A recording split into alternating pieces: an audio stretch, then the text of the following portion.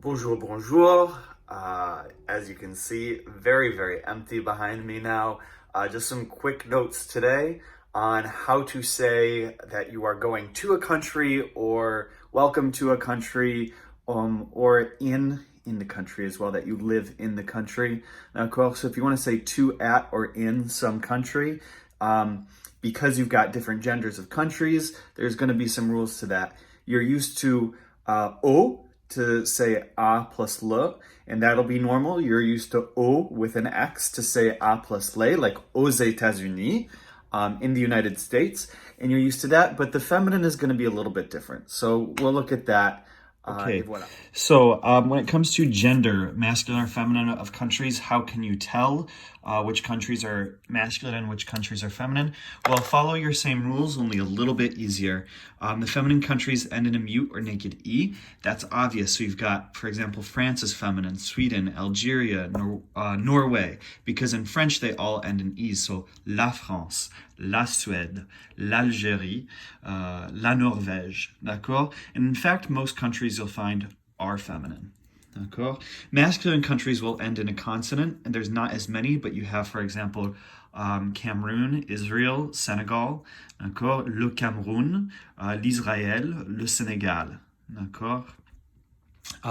Also, it'll be masculine if it ends in the vowels A, E, I, O. Oops, I accidentally said E.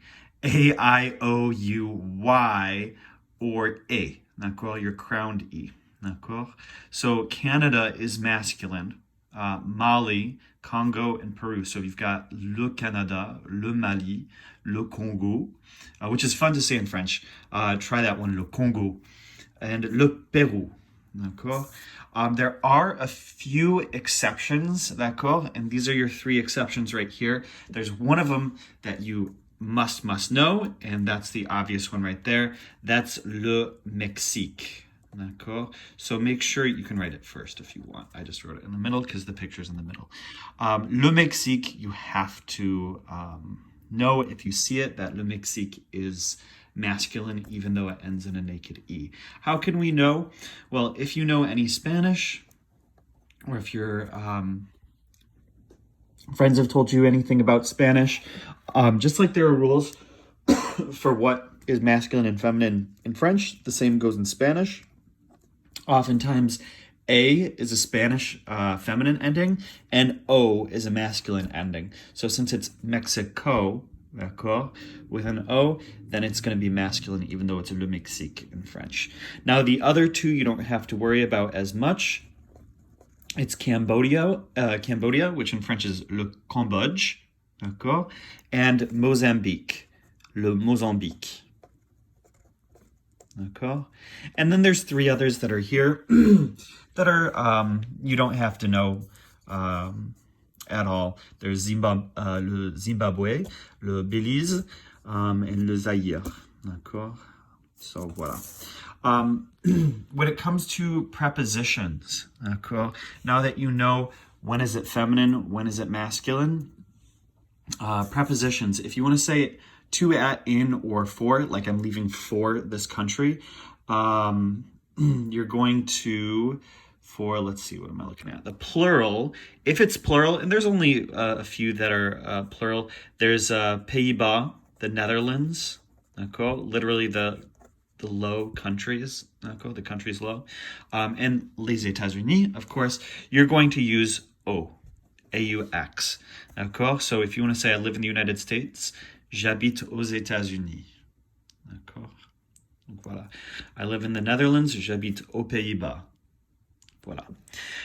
For feminine countries, it's a little bit different. And again, most of your countries are feminine, so for most countries, you're going to use en. D'accord? So that's instead of Allah. You're not going to use Allah, you're going to use en, which is a fancy way of saying in. Just a quick note, I've mentioned this in different classes throughout the year. Use dans unless you're told otherwise. This is one of those times that you're being told otherwise. You're being told explicitly to use en. Otherwise, choose dans. D'accord? So I came to France is going to be je suis venu en France. D'accord? En is not only used with feminine countries, but it can be used with masculine countries that begin with vowels. D'accord? Now, this is an example of a feminine country that begins with a vowel, but even if you want to say, oh, I don't have a good example except Uzbekistan. Uzbekistan, I think that's how you spell it. So you can say, j'aime voyager en Allemagne. I like to travel in Germany. Or let's say, I live in Uzbekistan. J'habite en Uzbekistan.